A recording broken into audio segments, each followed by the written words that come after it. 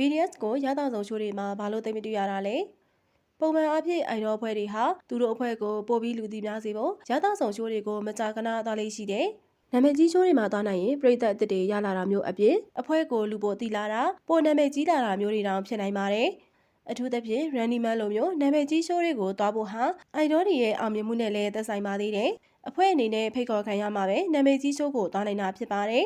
်ဒါပေမဲ့ပြည်သက်တော်တော်များများကလည်းသူတို့သဘောကျရတဲ့အိုင်ဒေါတွေကိုရှိုးတွေသွားဖို့ကိုလိုလားကြပါတယ်။ State စင်ပေါ်မှာမတွေ့ရတဲ့ပုံရိပ်တွေကိုရီကိုသွေးတွေကိုတွေ့ရတဲ့ဒါကြောင့်ပြည်သက်အများစုဟာလည်းသူတို့အိုင်ဒေါတွေကိုဒီလိုရောက်တော့ဆောင်ရှိုးတွေမှာပို့ပြီးတွေ့ကျင်တတ်ကြပါတယ်။ဒါပေမဲ့နာမည်ကြီးအိုင်ဒေါအဖွဲ့ဖြစ်တဲ့ BTS ရဲ့ပြည်သက်တွေကတော့အခုချိန်ထိရသဆောင်ရှိုးတွေနဲ့ပတ်သက်ရင်ဆက်ဆက်တေးဖြစ်ကြသလိုအဖွဲ့ဝင်တွေကိုရှိုးတွေသွားဖို့အများကြီးတိုက်တွန်းတဲ့ပြည်သက်တွေမဟုတ်ပါဘူး။ဒီလိုဖြစ်ရတဲ့အကြောင်းရင်းတွေအများကြီးရှိပေမဲ့တော်တော်များများကတော့2016တုန်းကဖြစ်ခဲ့တဲ့အဖြစ်အပျက်ကြောင့်အဓိကဖြစ်ပါတယ်2016တုန်းကဘာအဖြစ်အပျက်ဖြစ်သွားခဲ့တာဆိုတာကိုမသိသေးတဲ့အာမီလေးတွေအတွက်တင်ဆက်ပေးပါမယ်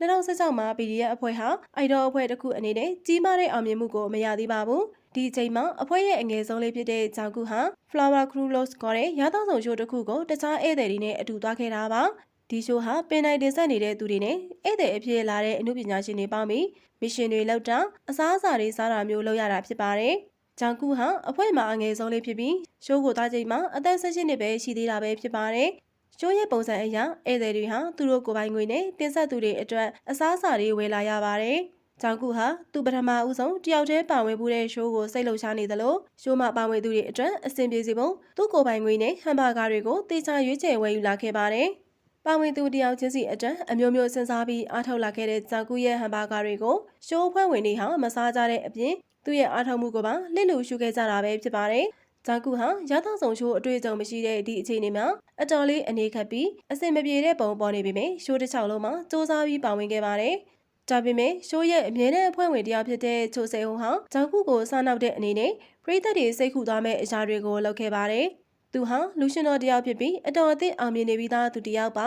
အခုမှရှိုးမှာပါဝင်မှုတဲ့ဧည့်သည်ဖြစ်သူကိုကူညီရမယ့်အစားဂျိုဆယ်ဟိုဟာအဖွဲ့ဝင်တွေဖျဲသီးစားနေချိန်ဂျောင်ကူကိုခေါ်တာမျိုးမလုပ်ပဲတယောက်တည်းစားနေတာမျိုးလုပ်ခဲ့တာပါဒါအပြင်ဂျောင်ကူကိုသူဝင်စားဖို့အလဲဆောင်နေတာကိုမသိကြအောင်ဆောင်တာမျိုးပါလုပ်ခဲ့ပြီးတော့ထိုင်ဖို့နေရာချချိန်မှာလည်းအငယ်ဆုံးဆိုပြီးဂျောင်ကူကိုမြေကြီးပေါ်မှာထိုင်ခိုင်းခဲ့ပါတယ်တခြားသူတွေအကုန်ထိုင်ကုန်ပေါ်မှာထိုင်နေချိန်မှာဂျောင်ကူဟာတယောက်တည်းမြေကြီးပေါ်မှာထိုင်ရမယ်အချိန်တွေဖြစ်အောင်စားနောက်ခဲ့တာပဲဖြစ်ပါတယ်ဒီဖြစ်ရပ်တွေဟာပြည်သက်တွေကိုအတော်လေးစိတ်ဆိုးစေခဲ့ပြီးဂျိုဆယ်ဟိုအပါအဝင်ရှိုးရဲ့အမြဲတမ်းအဖွဲ့ဝင်တွေကိုအတော်လေးဝေဖန်ခဲ့ကြပါတယ်။ပုံမှန်အဖြစ်ရတာဆုံးရှိုးရဲ့အမြဲတမ်းတင်ဆက်သူတွေဟာရှိုးကိုပထမဆုံးလာတဲ့အိုက်ဒေါတွေအမှုပညာရှင်တွေကိုတိကျလေးဆက်ဆံပေးတဲ့အပြင်အနေရမခတ်အောင်ကူညီပေးကြလေးရှိပါတယ်။ဒါပေမဲ့ Flower Crew အဖွဲ့ဝင်တွေကတော့ဟာသားဆိုတဲ့ခေါင်းစဉ်အောက်ကနေဂျန်ကူအပါအဝင်ဧည့်သည်တွေကိုနေရခတ်အောင်လုပ်ခဲ့တာကြောင့်အတော်လေးဝေဖန်ခံခဲ့ရတာဖြစ်ပါတယ်။အထူးသဖြင့် BDN ရဲ့ပြည်သက်တွေဖြစ်တဲ့အာမီတွေဟာသူတို့ရဲ့အငယ်ဆုံးလေးရဲ့ရှိုးကိုစိတ်လှုပ်ရှားပြီးစောင့်နေခဲ့ပေမယ့်အခုလိုမျိုးလုပ်ရက်တွေကြောင့်အတော်လေးဒေါသထွက်ခဲ့ပြီးရှိုးကိုဝေဖန်ခဲ့ကြပါတယ်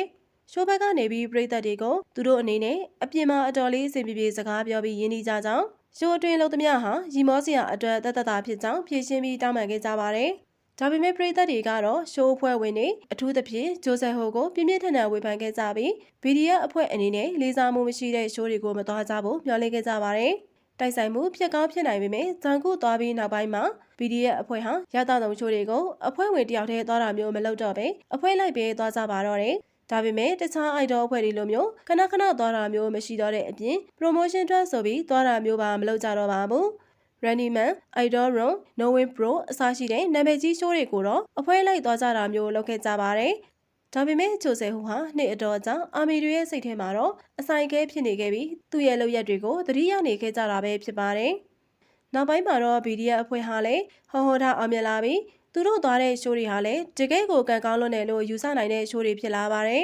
။ဂျိုဆယ်ဟူဟာလည်း BDF အဖွဲ့ဝင်ဂျီမင်းအပါအဝင်ဂျူကာတို့နဲ့အတော်လေးရင်းနှီးတဲ့သူဖြစ်လာပြီးတော့အဖွဲ့ရဲ့အနီးကပ်တငယ်ချင်းတရားဖြစ်လာတာဖြစ်ပါတယ်။ပြည်သက်တွေကတော့ဂျိုဆယ်ဟိုနဲ့အဖွဲ့ဝင်တွေရဲ့တငယ်ချင်းဆက်ဆံရေးကိုအားပေးတာမျိုးသိပြီးမရှိကြသလိုအခုချိန်ထိဂျန်ကူကိုလုပ်ခဲ့တဲ့လုပ်ရက်တွေကိုမှတ်မိနေစေလို့ပြောနေကြတဲ့ပြည်သက်တွေလည်းရှိနေသေးပါပဲ။အမှန်တော့အဖွဲ့ဟာနိုင်ငံတကာအထိအောင်မြင်နေတဲ့အဖွဲ့ဖြစ်တာကြောင့်တောင်ကိုရီးယားပြည်တွင်းကရသဆောင်ရှိုးတွေကိုသွားနိုင်ဖို့ဆိုတာအချိန်မရှိပါဘူး။ဒါအပြင်သူတို့မှာနာမည်ကြီးကိုပိုင်ရှိုးဖြစ်တဲ့ Run PDF ရှိုးရှိတာကြောင့်လည်းတခြားရသဆောင်ရှိုးတွေမှာတိတ်ပြီးမပါလာတာဖြစ်ပါတယ်။ ဒါပေမဲ့စစ်မှုထမ်းမှုတွေမစတင်ခင်မှာအဖွဲ့လိုက် You Quiz on the Block ဆိုတဲ့ show ကိုလူအစုံလင်လာခဲ့ကြသလိုတယောက်ချင်းစီလှုပ်ရှားမှုတွေလုပ်ချိန်မှာလည်း show တော်တော်များများကိုသွားခဲ့ကြပါတယ်။